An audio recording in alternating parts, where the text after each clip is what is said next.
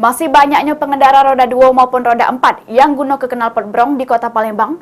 Satuan Lalu Lintas Polrestabes Palembang bentuk tim khusus hunting kendaraan berknalpot brong. Mobil juga knalpotnya brong mobil. Masih banyaknya kendaraan roda 2 maupun roda 4 yang lalu lalang di jalan Kota Palembang dengan guna ke knalpot brong. Ngebuat Satuan Lalu Lintas Polrestabes Palembang ngebuat tim khusus hunting tindak knalpot brong. Hal tersebut diungkap ke Kasat Lantas Polrestabes Palembang, Kompol Emil Eka Putra di selo-selo kegiatannya.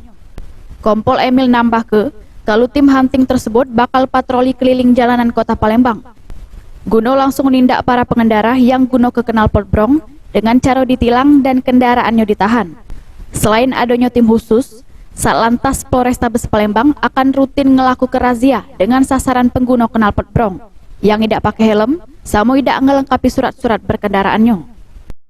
Satlantas Polrestabes Palembang bekerja sama dengan seluruh jajaran Polsek telah membentuk tim hunting knalpot brong yang melaksanakan kegiatan hunting selama di Kota Palembang, baik pagi hari, sore hari, sampai dengan malam hari.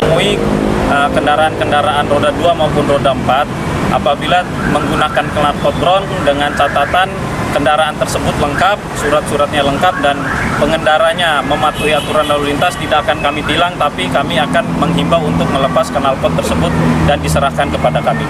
Namun apabila kendaraannya tidak lengkap, pengendara tersebut tidak memiliki surat-surat kelengkapan kendaraan bermotor, akan langsung kami laksanakan dengan penindakan tilang. Sebelumnya, Satlantas Polrestabes Palembang bersama Polsek Seberang Ulu 1 sudah mengamankan kendaraan roda 4 yang guna ke knalpot brong. Heru Wahyudi, PAL TV.